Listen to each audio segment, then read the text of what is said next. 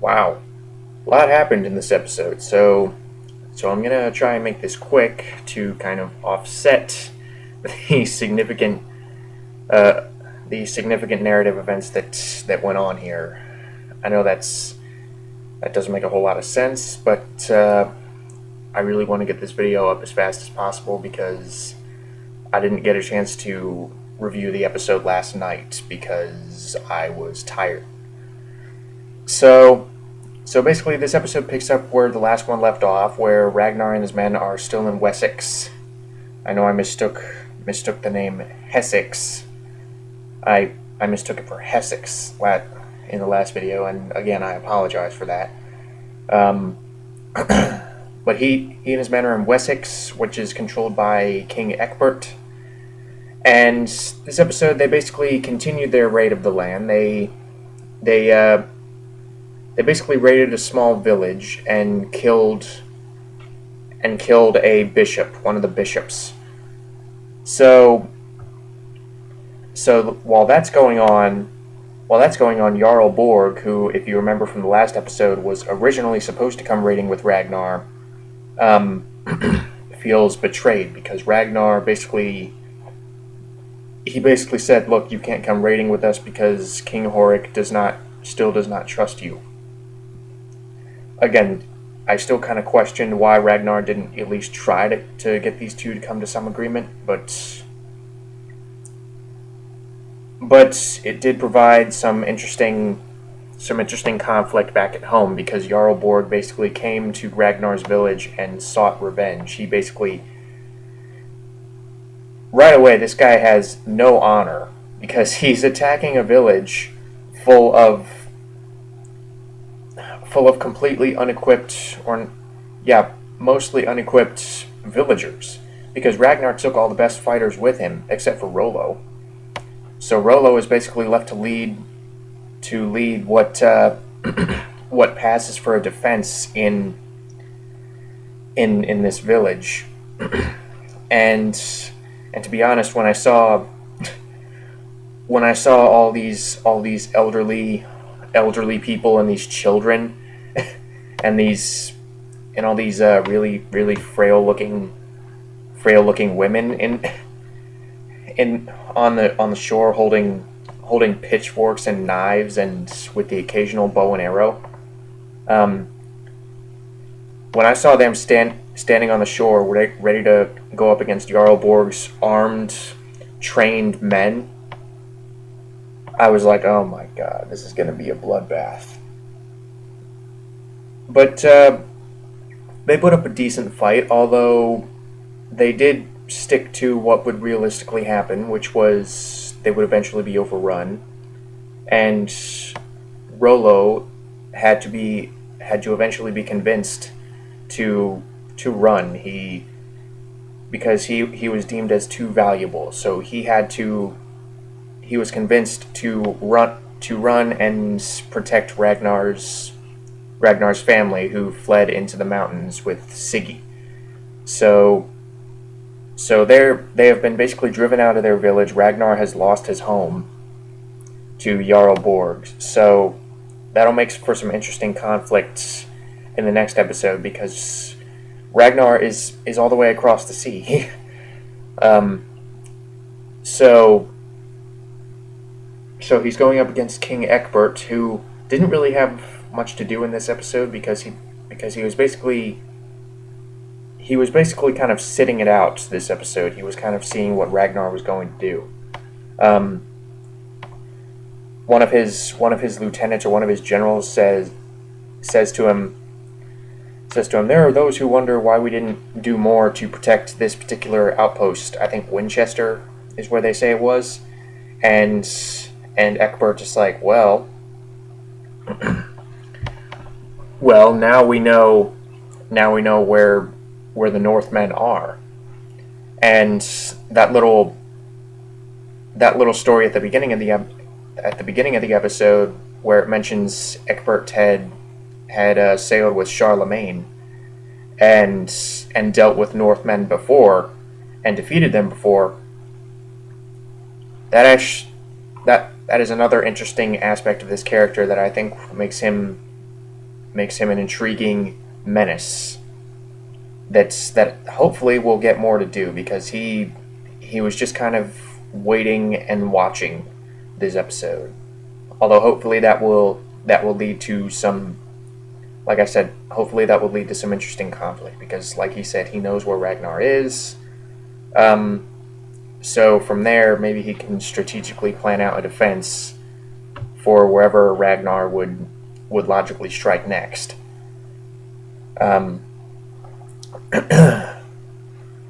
So the acting is still very solid all around. Travis Fimmel is still very good as Ragnar, and I appreciated that he's not quite as savage as his men. Although I would have appreciated if he would have kept them from being as savage. And that actually brings me to, I think George Blagden is the guy's name, the guy who plays the priest. Last episode I was kind of wondering, what doesn't sailing and killing with the Vikings, doesn't that kind of go against his beliefs? I mean, I know he's been with them for 4 years, but still, I'm left to wonder. Doesn't this raise any kind of red alarms in his conscience? And sure enough, we did get some insight into what lines he would and would not be willing to cross this episode in terms of who he would kill, because when he finds the when they get to Winchester, when he finds the bishop, he said, "Okay, listen, you gotta hide, or they will kill you." And when the bishop is eventually captured and they're basically torturing him, he actually has the decency to say, like, "You will suffer no more," and basically puts him out of his misery, because the Vikings were not going to put him out of his misery anytime soon. I'm not going to spoil what they do to him, but it's not pleasant. It's not a pretty sight. George Blagden is still very good as the priest. I really like the way that his character has progressed from being this really frail religious character to honestly being one of the more interesting characters on the show. At first, I thought it was kind of a cheap way out to suddenly jump ahead 4 years, but the little moments this episode where we actually saw traces of his past self and how he kind of regrets certain aspects about leaving the cloth, as it were. I think that served to A, humanize him a bit more, and B, make it more believable, so that we would not necessarily have to see his progression through those 4 years in order to understand his character. And that would be difficult to do. I mean, because like I said, it would have been a very easy and cheap way out to just suddenly skip ahead, and suddenly he's this very hardened warrior. No, he is by no means as brutal or as hardened as Ragnar or even Floki, who I thought was kind of a jerk in this episode, but it does raise kind of a nice little conflict between him and the priest, because there's this shot, a very subtle shot where the focus is on Ragnar and the priest is basically telling him about Christian religion and miracles and whatnot, and in the same shot is Floki in the background, but he's out of focus. And then all of a sudden, while the priest is talking to Ragnar and teaching him these things, the focus suddenly shifts to Floki in the background, kind of looking at the two of them,